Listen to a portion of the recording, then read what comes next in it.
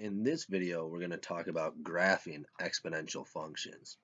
Now, it's important to remember the parts of an exponential function. So in the other videos, I covered this, but I am going to go over it quick here as well.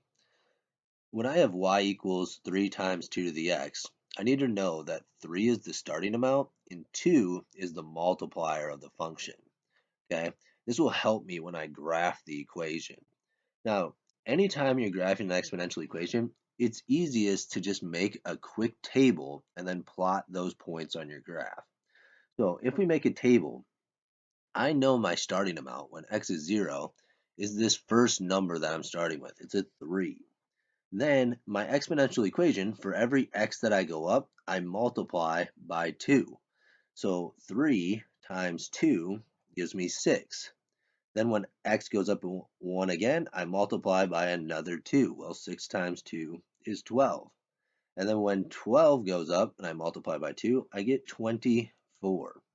Now, once I have this table filled out, I can just simply plot those points on my x-axis and my y-axis. On my x-axis, I'm at 0. Well, on the y-axis, I'm at 3. So I go up 1, 2, 3, and I put a point there.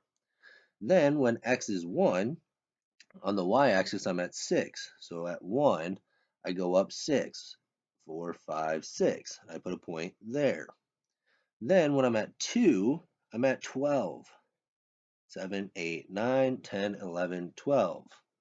And then lastly, and it might run off my page here, at 3, I'm at 24.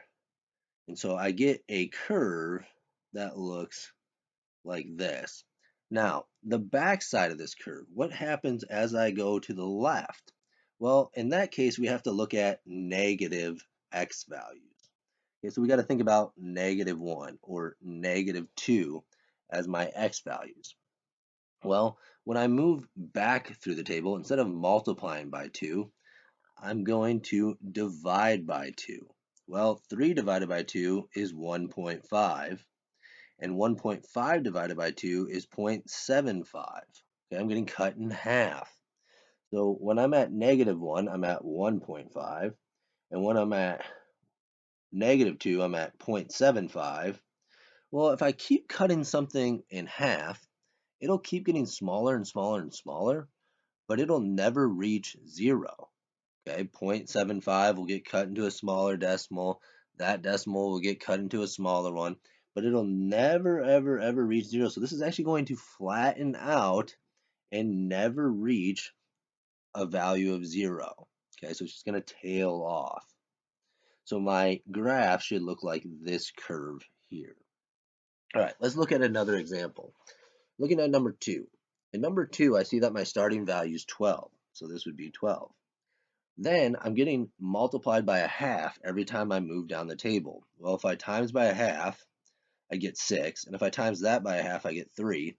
And if I times that by a half, I get 1.5. So if I graph this on my x-axis and y-axis, when I start at 0, I'm at 12. So if I go up 12, 1, 2, 3, 4, 5, 6, 7, 8, 9, 10, 11, 12, that's where I start. Then when I go over 1, I'm at 6. When I go over 2, I'm at 3. And when I go over 3, I'm at 1.5. Notice this time I'm curving and I'm going to forever approach the x-axis. But once again, if I keep getting cut in half, I never reach 0. Okay, so I get this curve that gets smaller and smaller and smaller because it keeps getting cut in half, but it never quite reaches 0. This is the graph of the exponential function.